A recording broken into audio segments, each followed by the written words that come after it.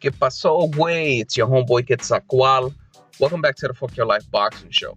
On today's episode, we're going to talk about the possible future of Jorge Linares after he becomes the new WBA and Ring Magazine champion as he gets a unanimous decision over Anthony Crolla. And if you haven't seen that fight, it is up on YouTube. Go ahead and check it out because it was a really good fight, an excellent performance by Jorge Linares. Got off to a great start.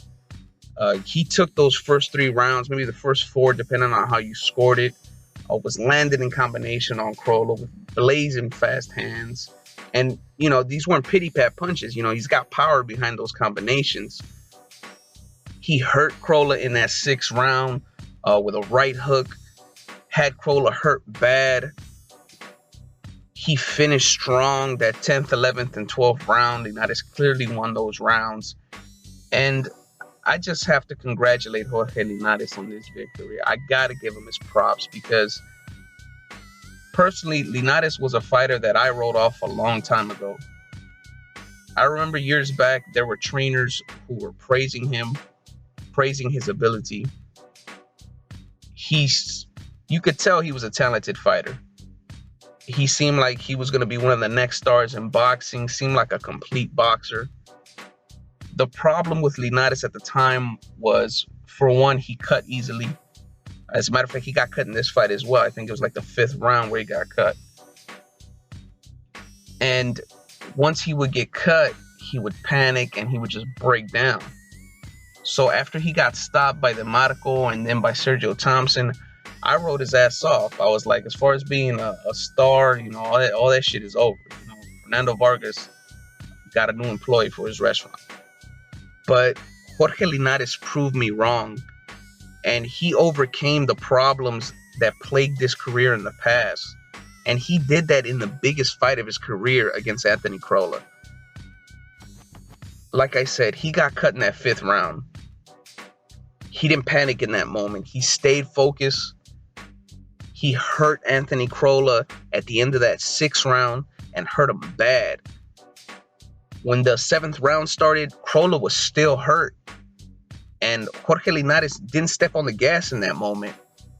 And I was starting to wonder whether he was getting tired and breaking down because he allowed Crolla to recover.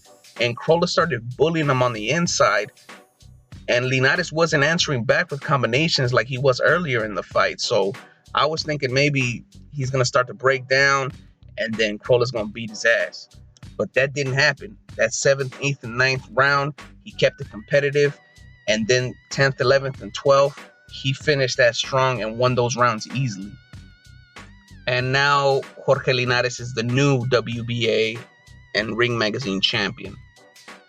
Now, he's also the WBC Diamond champion, but that shit doesn't count. It's a nice looking belt, but it really doesn't mean anything. The whole diamond and silver champion thing is just some sideways shit that these organizations are doing right now. But the WBA and Ring Magazine champ, that's legit right there. And while there are other champions in this division, you can make the argument that Jorge Linares is the man at 135 pounds right now. Where he goes from here, he's got several different options. If I was his promotional company, I would really be careful as to how I match him up from here if you want him to have longevity as a champion.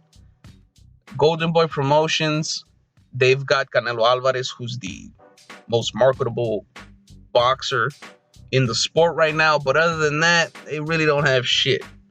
And Golden Boy Promotions just struck gold with Jorge Linares and the victory he just had.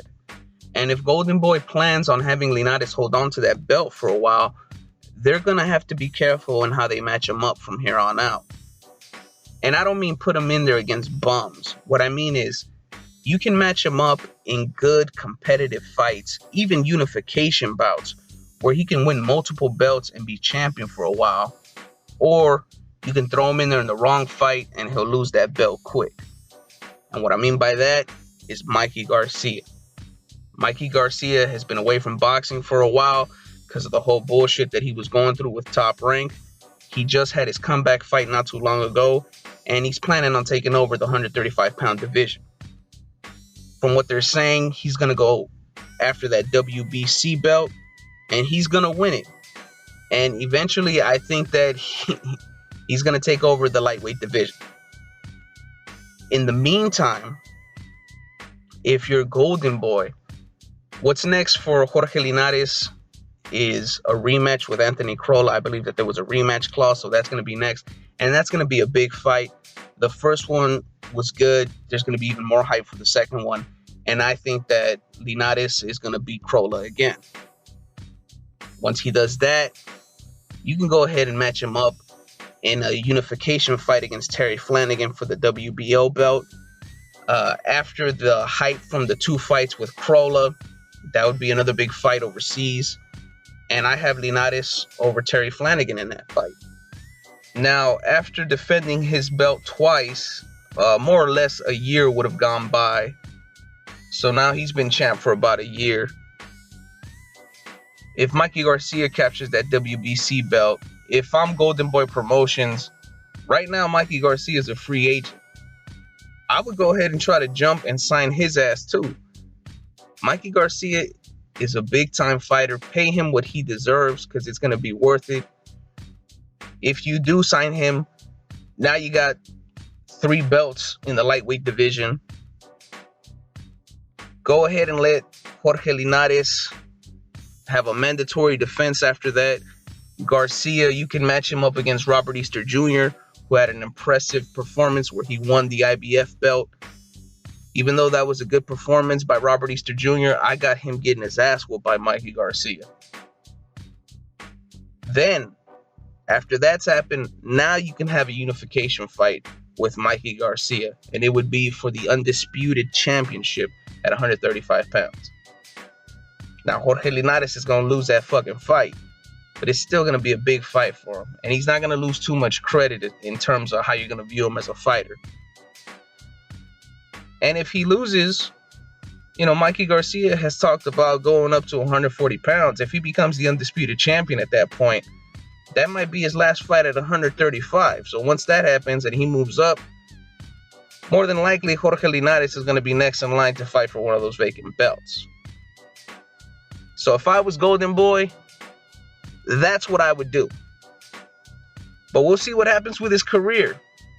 If you were Golden Boy, who would you match him up with next? Do you think that Linares has a good chance against Terry Flanagan in a rematch with Anthony Crolla? Do you think that he can beat Mikey Garcia or Robert Easter Jr.? Let me know in the comment section. And as always, if you like this shit, hit the like button, hit the subscribe button. This is your homeboy Quetzalcoatl, signing up fuck on out.